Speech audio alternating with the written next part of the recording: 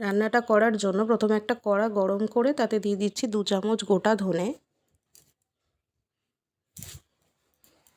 ধনেটা একটু ভেজে নেব। তারপর দিয়ে দেব 1 চামচ গোটা জিরে,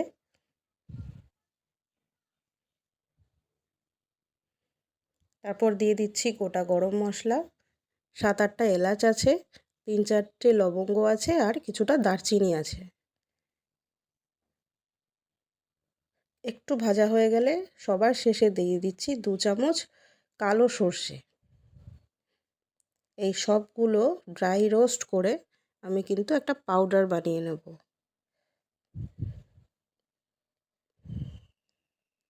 এই সিক্রেট মশলাটা দিয়েই কিন্তু তৈরি হবে মোচা চিংড়ি।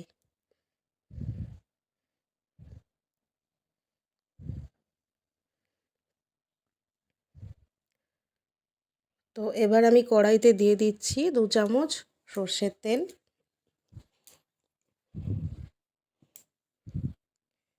তেলটা একটু গরম হবে। তেলটা গরম হয়ে গেলে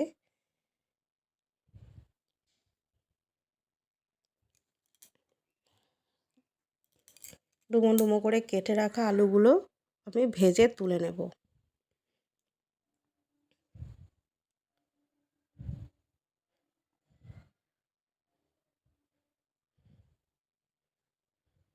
সামান্য নুন, সামান্য হলুদ দিয়ে আলুটা ভেজে নিতে হবে।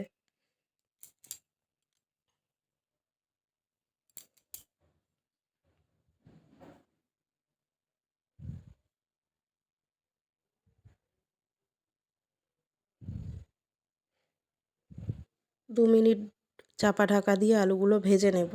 তারপর আলু তুলে নিয়ে ওই তেলেই আগে থেকে বেটে রাখা মটর ডাল ছোট ছোট বড়ার আকারে আমি ভেজে নেব।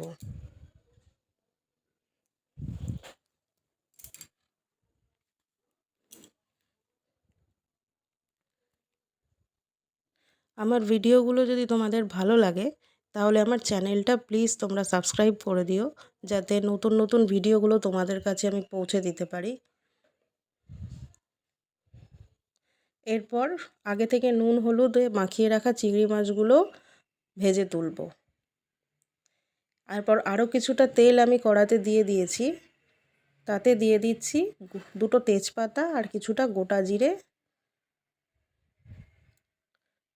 ফোড়নের গন্ধটা একটুখানি নাকে এলে দিয়ে দেব 1 চামচ আদা বাটা।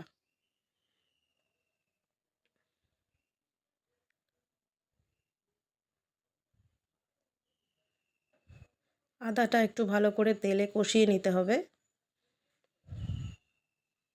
কাঁচা আদার গন্ধটা যেন কোনোভাবেই রান্নার মধ্যে যেতে না পারে। দিয়ে দিচ্ছি 3-4টে চেরা কাঁচা লঙ্কা।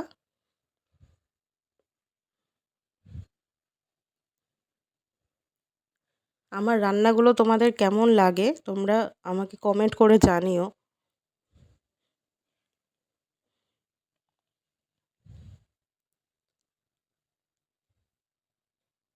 আর আমার রেসিপিগুলো ভালো লাগলে অবশ্যই লাইক করে দিও। এবার দিয়ে দিচ্ছি 2 চামচ জিরে গুঁড়ো, 1 চামচ কাশ্মীরি লঙ্কা গুঁড়ো আর 1 চামচ হলুদ ভিজিয়ে রেখেছিলাম, সেটা একসাথে আমি দিয়ে খানিকক্ষণ কষিয়ে নেব। মশলা থেকে তেল ছেড়ে গেছে। এবার আগে থেকে ভেজে রাখা আলুগুলো দিয়ে দিচ্ছি।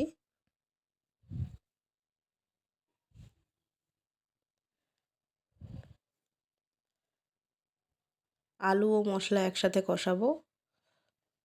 তারপরে দিয়ে দেব কিছুটা ভেজানো কাঁচা ছোলা। দিয়ে দিচ্ছি 3 চামচ মতো নারকেল কোড়া।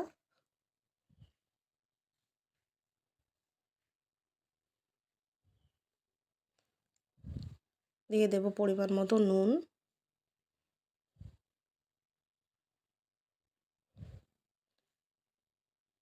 মিষ্টির জন্য দিয়ে দেব কিছুটা আখের গুড়। তারপর দিয়ে দিচ্ছি সেদ্ধ করে রাখা মোচা।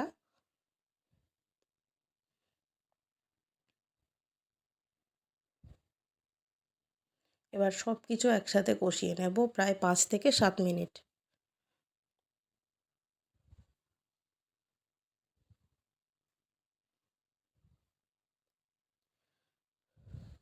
মোচা কিন্তু গরম গরম ভাত বা রুটি সব কিছু দিয়েই খেতে ভালো লাগে।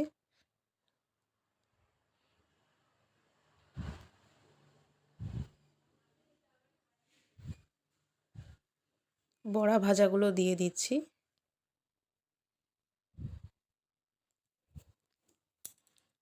বড়াগুলো দিয়ে কিছুক্ষণ কষিয়ে নেব।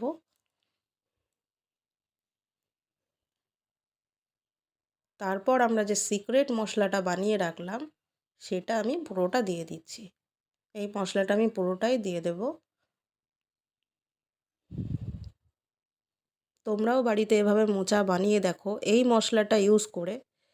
যারা যারা এখনও এই মশলাটা দিয়ে মোচা বানাওনি তারা বানিয়ে দেখো, খুব ভালো লাগবে, অনেক বেশি টেস্টফুল হয়। দিয়ে দিচ্ছি ভেজে রাখা চিংড়ি মাছ।